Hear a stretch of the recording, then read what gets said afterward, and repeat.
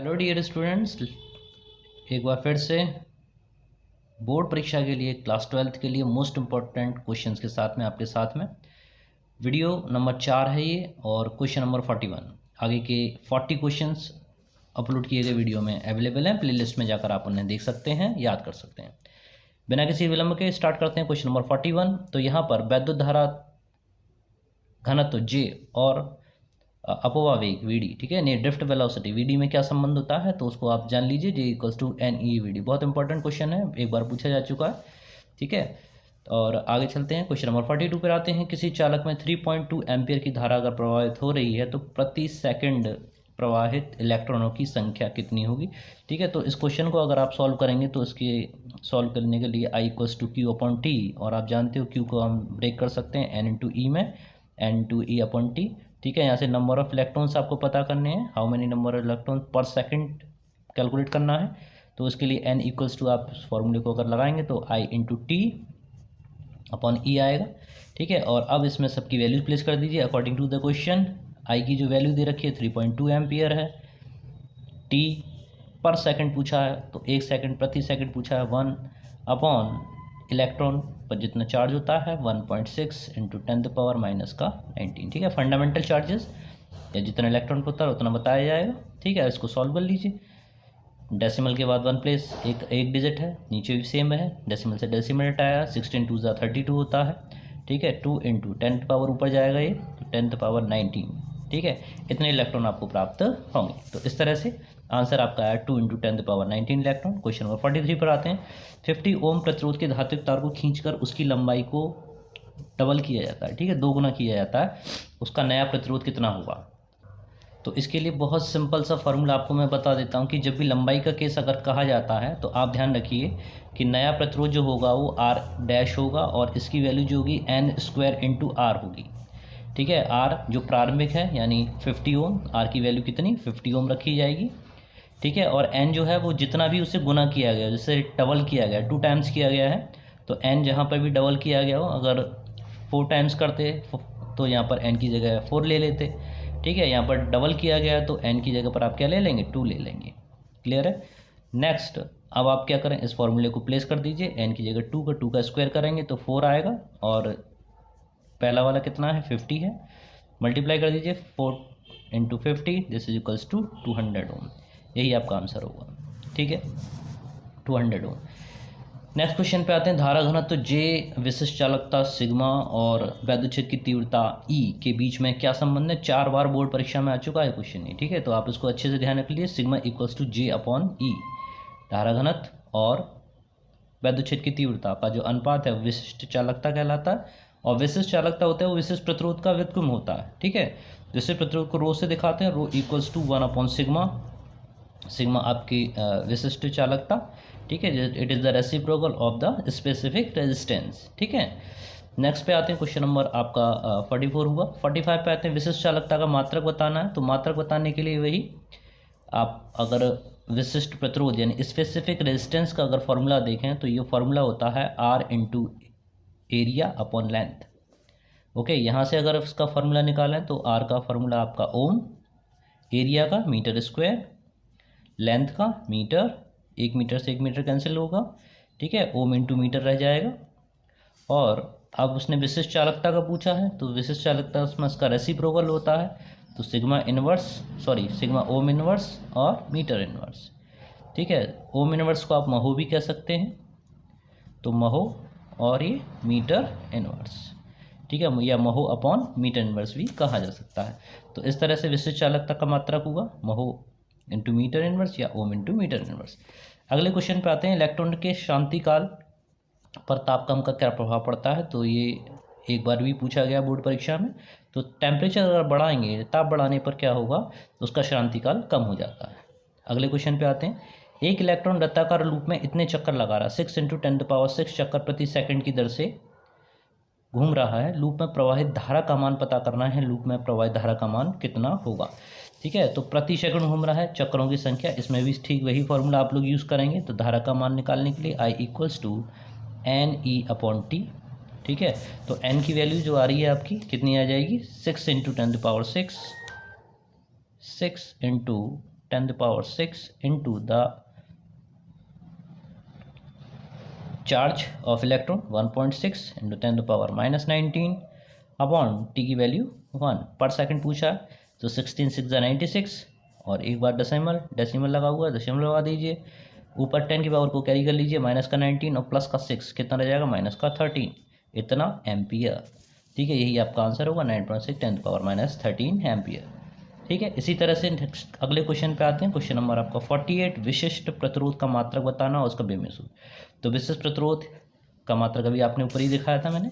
ठीक है, रो का मान हमने निकाला था, ओम इंटू मीटर निकाला था। ठीक है, तो ओम इंटू मीटर और इसका बेमेल सूत्र mL/Q/T-Q A-2। नेक्स्ट क्वेश्चन पे आते हैं। ऐसे दो पदार्थों के नाम बताइए इनकी प्रतिरोधकता ताप बढ़ाने पर घटती है। ठीक है, प्रतिरोधकता ताप बढ़ाने पर घटती है। जब ताप बढ़ाएंगे तो प्रतिरोधकता घटेगी, यानी चालकता उसकी बढ़ेगी। तो आपके जो सेमीकंडक्टर्स होते हैं, जर्मेनियम और सिलिकॉन, ठीक है, ये दोनों वो पदार्थ हैं जिनकी प्रतिरोधकता ताप बढ़ाने पर घटती है और चालकता बढ़ती है। अगले क्वेश्चन पे आते हैं। अगला क्वेश्चन है 1000 वाट और 250 वोल्ट के हीटर के ताप का प्रतिरोध ज्ञात करना है। ठीक है, तो वाट जो दे रखा है ये हम लोग कर रहे हैं क्वेश्चन नंबर 50 का आंसर। तो ये जो वाट है ये रिप्रेजेंट करता है शक्ति को, यानी पावर, इतना वाट, और जो 250 वोल्ट दे रखा है ये आपका है पोटेंशियल 250 वोल्ट। ठीक है, अब यहाँ पर आपको फार्मूला लगाना है। पूछा क्या है, प्रतिरोध पूछा, आर की वैल्यू आपसे पूछी गई है, तो फार्मूला आपका होता है P इक्वल्स टू V²/R, और यहाँ से आर की वैल्यू आप कैलकुलेट करेंगे, then R equals to V²/P। ठीक है, अब केवल वैल्यूज आपको प्लेस करनी है, तो place the value of V 250 into 250 upon 1000, 2 0 से 2 0 कैंसिल कीजिए, 25 का 25 में मल्टीप्लाई करेंगे, 625 अपॉन 10 से डिवाइड कर दीजिए, 62.5 इतना ओम, ये आ गया आपका प्रतिरोध। इस तरह से इसका आंसर करेंगे। क्वेश्चन नंबर 51 पे आते हैं। क्वेश्चन नंबर 51 देखिए फटाफट से। 1 किलोवाट यानी पावर 1000 वाट हो गई। ठीक है, 1 किलोवाट को आपने चेंज कर लिया वाट में। विद्युत बल्ब में 1 मिनट में कितनी ऊर्जा व्यय होती है, तो इसमें जो विद्युत ऊर्जा खर्च यानी यूनिटों की संख्या जो निकलती है वो घंटों में निकलती है। ठीक है, तो आप जो टाइम लेंगे, यहाँ पे जो टाइम दे रखा है 1 मिनट, इसको आपको आवर में चेंज करना पड़ेगा। कैसे चेंज करेंगे, 1/60 आवर्स। ठीक है, 1/60 घंटा। ठीक है, अब यूनिटों की संख्या पूछी गई है, कितनी यूनिट व्यय होंगी, तो यूनिटों की संख्या शॉर्ट में लिख लेते हैं। ठीक है, यूनिटों की n संख्या का मान निकालेंगे, ये होता है P इंटू टाइम। टाइम हमेशा ध्यान रखिए इसमें घंटों में लिया जाता है, अपॉन 1000। प्लेस करिए value, P equals to 1000 watt. Clear, ये आ गया 1/60 आवर्स। ठीक है, यह घंटे अपॉन 1000, तो 1000 से 1000 कैंसिल होगा, आपका केवल कितना रह जाएगा, 160 यूनिट। ठीक है, तो 1 मिनट में इतनी यूनिट आपकी वेस्ट होगी, खर्च होगी। नेक्स्ट क्वेश्चन पर आते हैं। क्वेश्चन नंबर 52 कह रहा है कि 10 ओम प्रतिरोध को 5 बराबर भागों में काटकर उनको समांतर क्रम में जोड़ा गया है। इस संयोजन का परिणामी प्रतिरोध ज्ञात करना है। ठीक है, तो एक 10 ओम का प्रतिरोध बना लिया, पूरा तार 10 ओम का है। ठीक है, इसके आपने कितने हिस्से करने हैं, 5 हिस्सों में इसको तोड़ा, 1 2 3 4 5। ठीक है, जब 5 हिस्सों में तोड़ा गया तो हर एक पार्ट का कितना रह गया, 2 ओम बचा। ठीक है, हर एक भाग का मान कितना रह गया, 2 ओम रह गया। अब क्या कह रहा है वो कि इनको सबको समांतर क्रम में अरेंज कर दीजिए। ठीक है, समांतर क्रम में अरेंज करने का तरीका जानते हो कि सबके पहले सिरे एक साथ होने चाहिए और दूसरे सिरों को एक साथ अटैच करना चाहिए। ठीक है, इस तरह से समांतर क्रम में अटैच किया तो 2 ओम हर एक का मान 2 ओम है। ठीक है, इनको जोड़ने का तरीका आपको पता होना चाहिए, 1/2 प्लस 1/2 प्लस 1/2, यानी समांतर क्रम में इसी तरीके से जोड़ा जाता है। ठीक है, तो 1/r एलसीएम कितना आएगा, 2 आएगा, 1 + 1 कितना हो जाएगा, 5 हो जाएगा। आर की वैल्यू आप निकालेंगे 2/5 आएगी, और 5 का आप 2 से डिवाइड करेंगे तो ये वैल्यू कितनी आएगी, 0.40 ओम। ठीक है, तो इस प्रकार इस संयोजन का जो प्रतिरोध ज्ञात होगा वो कितना आएगा, 0.40 ओम। अगले क्वेश्चन पे आते हैं। व्हीटस्टोन सेतु के संतुलन की शर्त बतानी है। तो संतुलन की शर्त बहुत फेमस है, कई बार पूछा गया, बोर्ड परीक्षा में 3 बार आ चुका है। P/Q इक्वल्स टू R/, याद कर लीजिए, चारों प्रतिरोध हैं, P/Q इक्वल्स टू R/S। ठीक है, अगले क्वेश्चन पे आइए। R/C, R मतलब आपका रेजिस्टेंस, C कैपेसिटेंस, इनका विमित समीकरण लिखना है, इसको आपको याद करना पड़ेगा। ठीक है, mL2T-3 A⁻², और सीधी बात है RC जो है या एल अपॉन सी ले लीजिए या आर सी के लीजिए, इसका जो विमीय समीकरण होता है ये टाइम के बराबर होता है, ठीक है, समय के बराबर होता है। तो उसको आप हमेशा ध्यान रखिए कि आर सी की वैल्यू किसके बराबर होगी, टाइम टी के बराबर होगी। अगले क्वेश्चन पे आते हैं, धातुओं में मुक्त इलेक्ट्रॉनों के अपवावेग वी डी और श्रांतिकाल टाउ में क्या संबंध होता है। तो आपके सामने V D equals to E into V upon M into L into tau, electron का आवेश, वोल्टेज, द्रव्यमान, लंबाई चालक तार की, और टाउ श्रांति काल।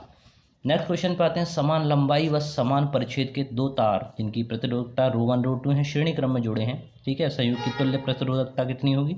तो ये ठीक उसी तरह से जोड़े जाते हैं जैसे प्रतिरोध जुड़ता है, ठीक है। तो विशिष्ट प्रतिरोधकता रो1 रो2 का मान अगर आप श्रेणी क्रम में जोड़ रहे हैं तो दोनों का औसत आप निकाल लीजिए रो1 प्लस रो2 अपॉन 2।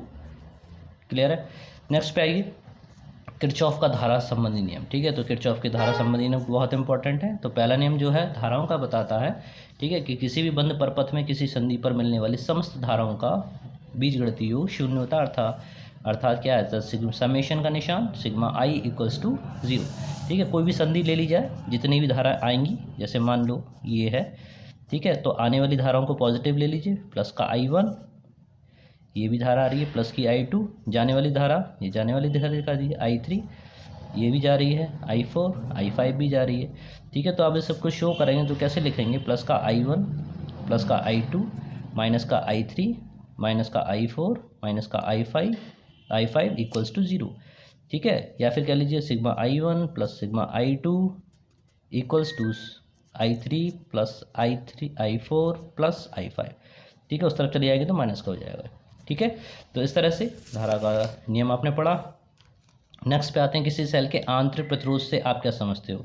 तो इसकी डेफिनेशन फटाफट से पढ़ लीजिए कि सेल के घोल के द्वारा, सेल का जो एसिड आप सामान्य भाषा में कहते हैं, ठीक है, सेल के घोल के द्वारा विद्युत धारा के प्रवाह में धारा आयनों के द्वारा उत्पन्न अवरोध को सेल का आंतरिक या इंटरनल रेजिस्टेंस कहते हैं, ठीक है। सेल का जो लिक्विड है, ठीक है, सेल का जो घोल है वो क्या करता है, इलेक्ट्रिसिटी के रास्ते में, ठीक है, क्या उत्पन्न करता है, रुकावट डालता है, ठीक है, अवरोध उत्पन्न कर, रेजिस्टेंस बनता है। तो इसी को हम सेल का आंतरिक प्रतिरोध कहते हैं। उसे किससे रिप्रेजेंट करते हैं, स्मॉल r से दिखाते हैं, ठीक है। 2 बार पूछा जा चुका है बोर्ड परीक्षा में।